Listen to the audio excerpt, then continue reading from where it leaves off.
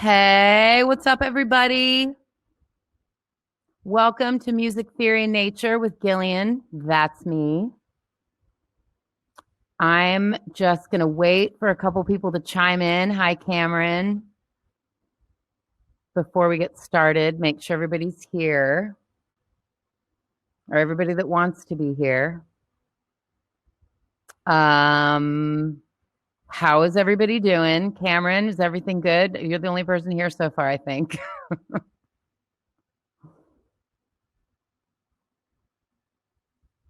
It's all good. Good. I'm just going to wait a couple more minutes. Hey, Bruno. Welcome. Where's Bruno? Where are you from? Do I know you?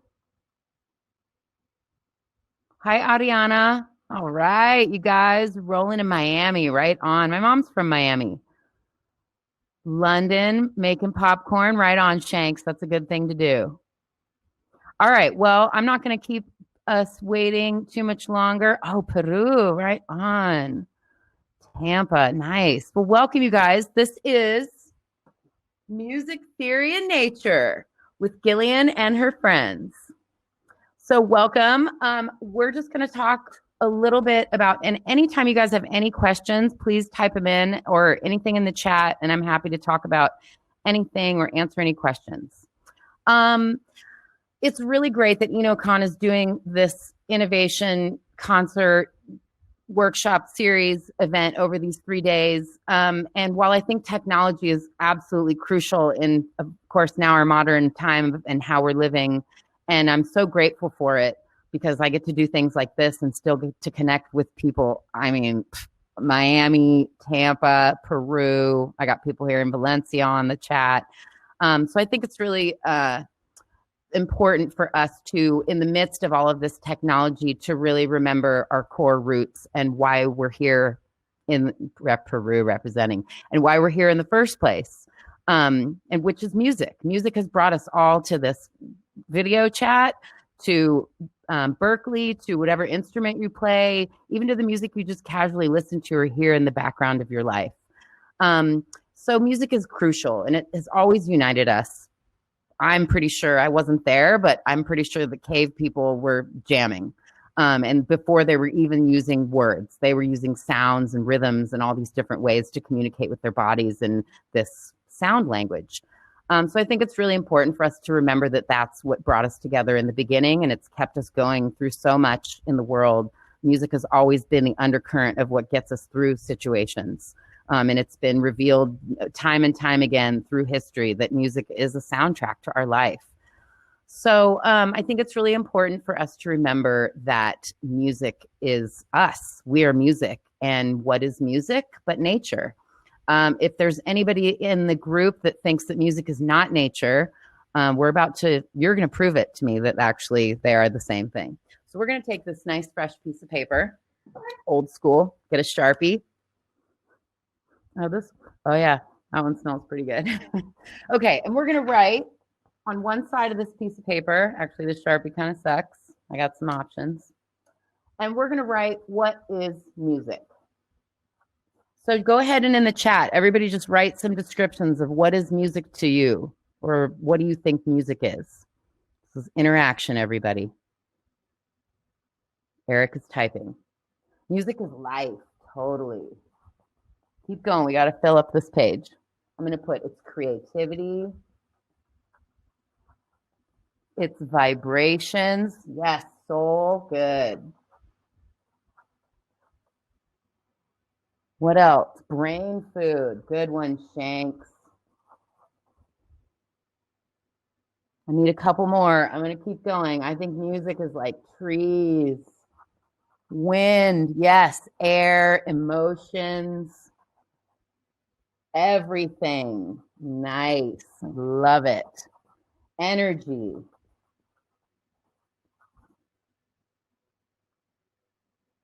I think I've got everybody's that they've said so far. I'm going to write a couple more. Birds, the original singers, crickets, the original band, the original percussion section, colors, totally. Sounds.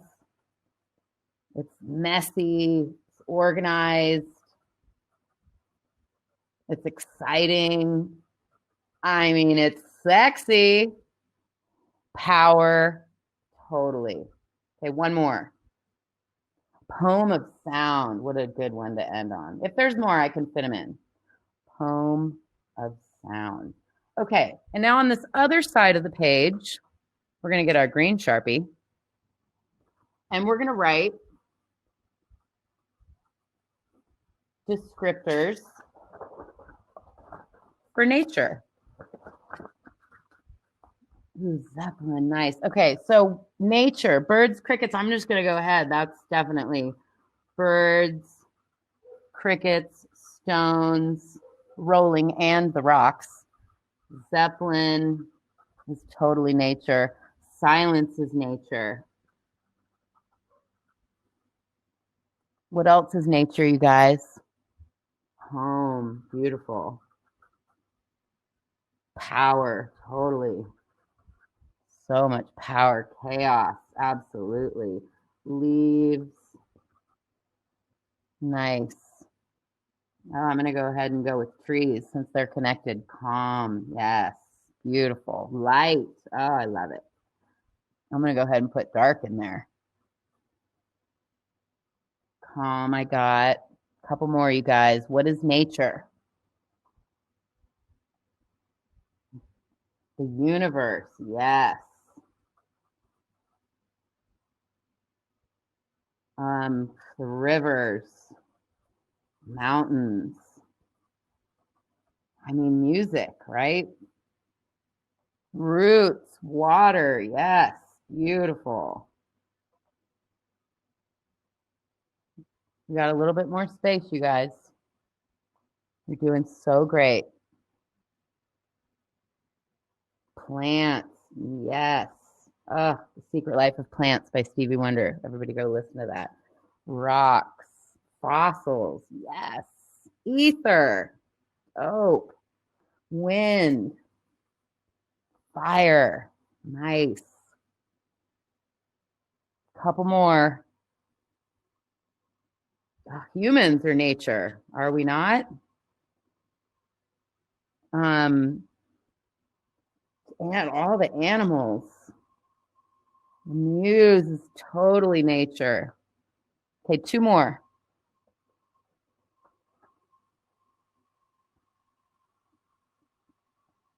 Oh, yeah, come on. Yes, emotions. All right, last one, everybody. Who do we have? Sydney. Cheese, totally. Cheese and cows and goats. Oceans, good.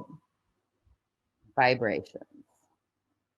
Okay, awesome. Yes, you guys, it's super weird to do this and like not have people yelling things out, but I really appreciate everybody's interaction.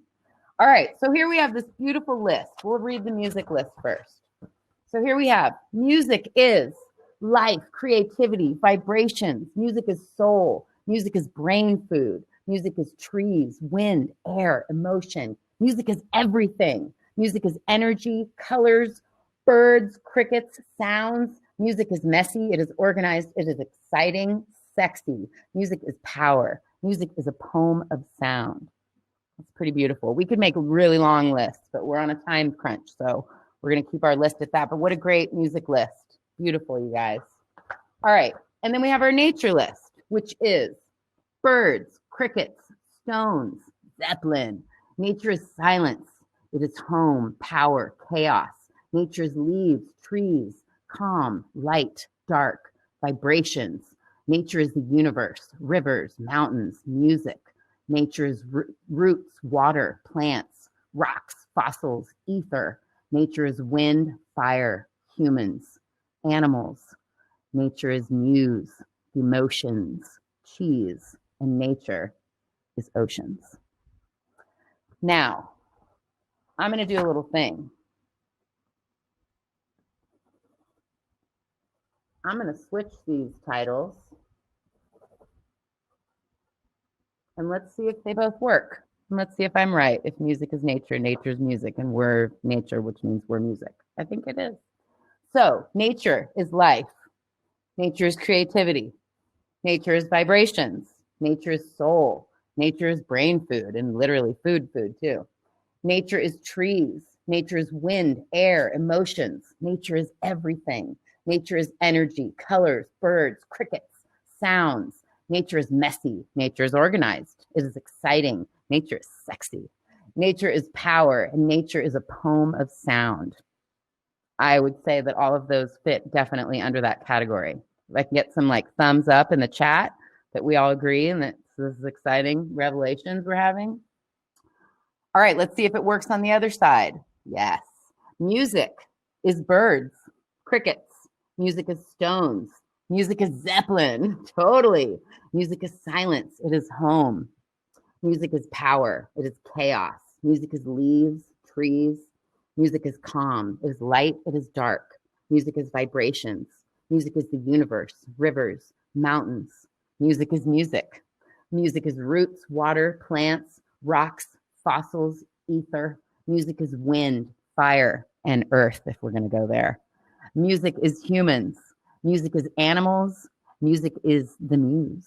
Music is emotions. Music is cheese. Music is oceans. So there it is, you guys. If anybody wants to take a screenshot to prove, to keep the proof that we are music and we are nature. And music is nature and nature is music. And we really have no division. And I think that as we go on in our technology and in all of these things that we're learning and doing, I think it's really important for us to remember how connected we are. And I also, as a musician, this is always fascinating to me. This is a Victor Wooten exercise that he does at one of his music and nature camps. And every single time, there's never anybody that says music is the A major scale. Music is a, 94 BPM. Like that never, ever comes up. It's never about the notes. So the notes are just the vibrations that we're using. They're included in everything. And I always think that's really interesting that as much as we get into music and theory and all this stuff, it's really just much simpler than that. That helps us talk about it more and helps us manipulate it in really interesting ways. But really, I think that it's important for us to remember where it really comes from and where it sits in its origin. And then we go build on top of that and make crazy videos and have a good old time. Okay, so next activity. This is a theory class, technically. So I just want to kind of go over something that I always start with in every music lesson I teach, and that is what is the most important scale that we use in music. Now, this is a Western question, and I don't want to limit us, but since most of the music that we listen to is like, music from Spotify or on the radio or records we buy, good, Cameron got it. It's this chromatic scale. So most of what we hear is coming from this scale, and in fact, coming from only a few notes of this scale. So as you go on learning music, people say, like, a lot of times I'll ask, what's the most important scale? And they'll be like, C major, which is what we learn on the piano. It makes sense why we think that way. But my goal is, as a teacher and as a musician, is to think of all the scales coming from this one kind of creator scale or God scale. People call it lots of different things. Oh, cool. There's some stuff going up there. All right. So the chromatic scale. So there's something you can do with the chromatic scale. And it's something I do just like we learn our alphabet when we're little. We like A, B, C, D, F, G. Like, no, you can't wait to be able to say it really fast. Well, we usually only learn it forwards. In music, we think of music in lots of different directions, and it jumps and twists and goes in all different ways. Whereas our alphabet, we just put letters together, and then we're making like chords and melodies and stuff, and it's a little simpler. So we really want to get into knowing how to manage our chromatic scale in any direction that it's thrown at us, because some people will be like A flat and some people will be like G sharp. And then you get into language situations where they're not even calling them by their letter names. They're calling them by do, re, mi, fa, sol, la, si, do. And then we're talking about sostenidos and bemoles and all of this crazy stuff. So we have our chromatic scale. I like to draw the piano because it's the greatest visual multi-note, multi-octave instrument that we can work from. And it's fun to draw pianos. All right, so we have our do, re, mi, C, D, E, fa, sol, la, si, or ti in some countries. Do, mi, fa, sol, la, ti, do. It's like I use it as a verb, actually. It's pretty fun. Oh, let's do some do, mi, fa, sol, la, ti, do. Okay, So then we have our sharps and flats. I'm going to assume you guys know all these. If I was in a class with you, I'd make you answer all of these yourself. But we're just going to write them in really quick. And the more you do this, also, the more you just get hip with your alphabet. And this is what all of our music comes from. So why wouldn't we want to be good at this? Fixed or movable dough. I'm going to leave that up to you. They're kind of, it's irrelevant. It's kind of irrelevant in this situation because we're not really talking about, well, I guess whatever you feel like. The point is to be able to say the scale in the 4 different directions that are possible. So we can go up using sharps, right? This is what we're used to. We can also go down using flats. That's what our brains are like, well, when it's getting higher, it's going sharper. When it's getting lower, it's going flatter. So that's kind of how our brains want to think. All right, so those are the first 2 ways. And I always do it with a metronome because also, like, much of our music comes from this chromatic system, or our Western system of music. Everything is with rhythm. Like, what music do we hear on the radio that doesn't have a beat? So I put on a metronome. I got my funk drummer metronome. I don't know if you guys can hear it. And then I do my chromatic scale, ascending with sharps. And I always count myself in because the band needs to know when to start. You guys ready? 1, 2, 3, 4.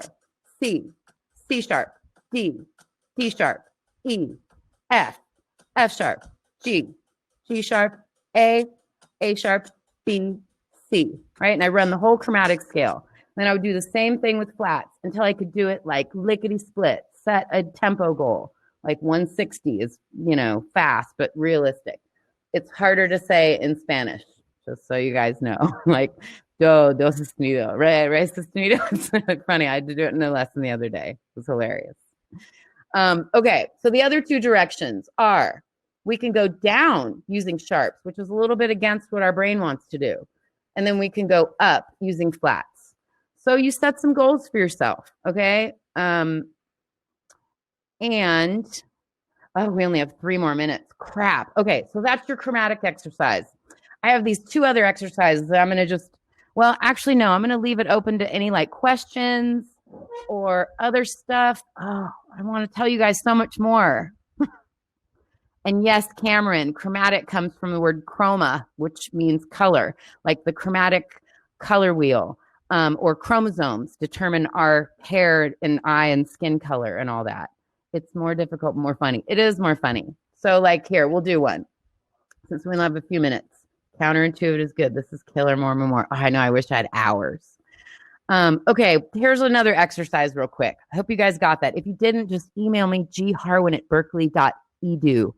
And then I can explain all of this. So this other exercise we were going to do is called found sound or sound found, another thing that I learned at Victor Wooten Camp.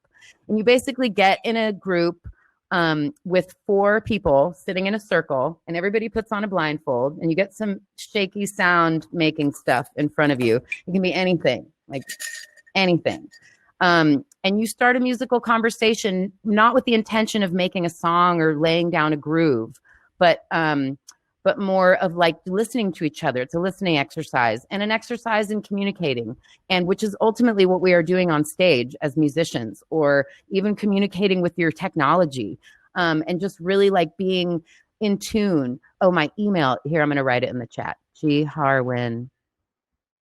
I have to go change my keyboard to US to get a thing at berkeley.edu. Work. Thank you. Okay. And so this game is really cool, and you just let the conversation kind of end. We were going to do it here with a couple of you guys, possibly, but we can try it again some other time. You can call me anytime. We'll do it. But you just make some noise together, and it kind of gets into a cacophony in their voices. It's really cool. And then when the sound kind of dies out and the conversation's over, everybody takes off their blindfolds, and you kind of talked about what you felt and what the sensations were, what kind of stuff you went through. And it's really interesting to see different groups go through it too. And I have all kinds of other really cool, fun, connecting sensory exercises, taking your vision away quite a bit. Some work with working with people and some objects to try to create some balance between each other. And that's it. That's my Music and Theory Nature 20-minute little session. This is Olgabird, and that's Wonder. And we thank you so much for being here with us, you guys. I really appreciate it. And we'll see you guys at the next little thing. Peace out. Congratulations, graduates. Thank you, INOCON. You guys are amazing. Really beautiful. I really appreciate it. See you guys at the next workshop.